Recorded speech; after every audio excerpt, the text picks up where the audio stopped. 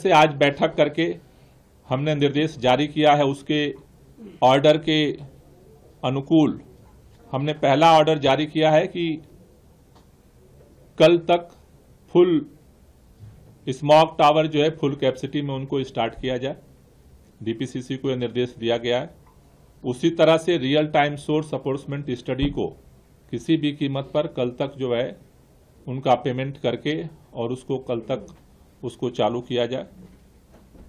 साथ ही साथ supreme court ने एक ऑर्डर में ऑब्जर्वेशन दिया था कि इस समय खासतौर से जो लोकल जो आग की घटनाएं होती हैं, बायोमास बर्निंग की घटनाएं होती हैं, उस पर कार्रवाई की जाए।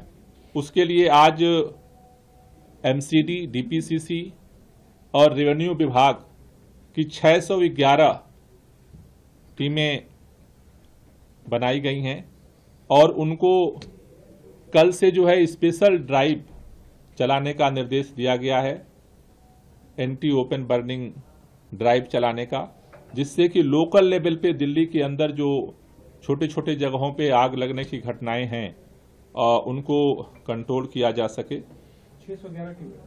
611 टीमें। एक हफ्ते से हम केंद्र सरकार से हाथ जोड़ करके विनती कर रहे थे।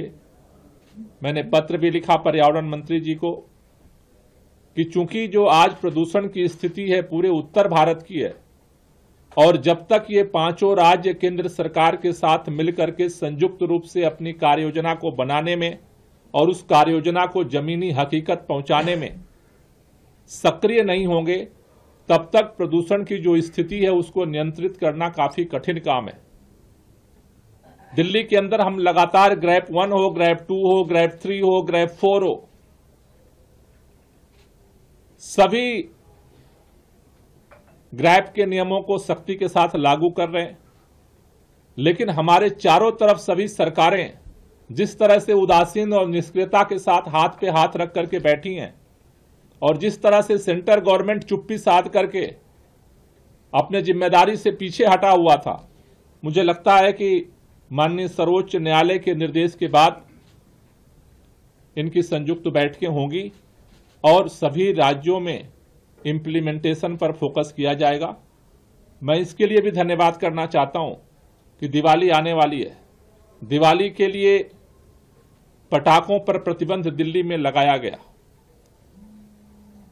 पिछले एक महीने से निरंतर इस बात के लिए मैं जोर दे रहा हूं कि जो हमारे चारों तरफ जो राज्य हैं वहां पर पटाखों पे प्रतिबंध लगाया जाए, पटाखों पे प्रतिबंध लगाया जाए, पटाखों पे प्रतिबंध लगाया जाए।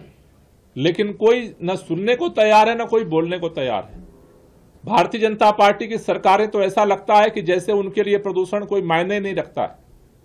उनका एक ही फार्मूला है, बयानबाजी फार्मूला। सुबह उठते हैं, एक प्रेस नोट जारी करते हैं और प्रदूषण उनका कम हो जाता है।